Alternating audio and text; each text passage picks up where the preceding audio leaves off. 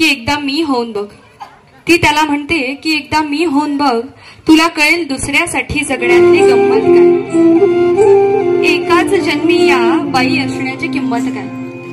तुमचे पाहुणे येणार म्हणून ऑफिसला सुट्टी ती टाकते.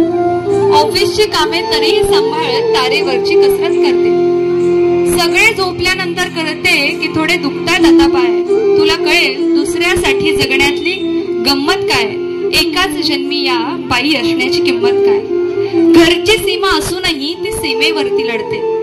घरची सीमा असूनही ती सीमेवरती लढते. अंगणात रमणारी मी नंतर अवकाशाला भिडते. मी एव्हरेस्ट सर करते, मी लेक्चर कित्येक देते. मी थिरकते, मी बावरते, मी गाते, मी नाचते.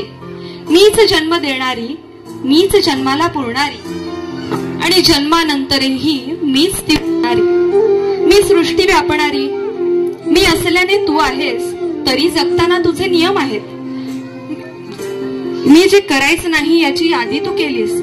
आई, बहीण, बायको, मैत्रीण डोळ्यासमोर का नाही आणलीस. वेगळे काहीच नसते, फक्त दिसतो वेगळे. वेगळे काहीच नसते, फक्त दिसतो वेगळे. तरी आमच्या बाबत तुमचे विचार मात्र वेगळे. निसर्गाने ठेवलाय तेवढाच नियम राहू द्या.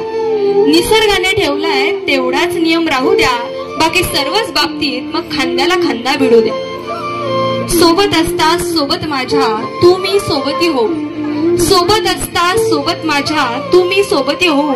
इकडून थोडा विचार कर, मग कळेल तुला गंमत काय.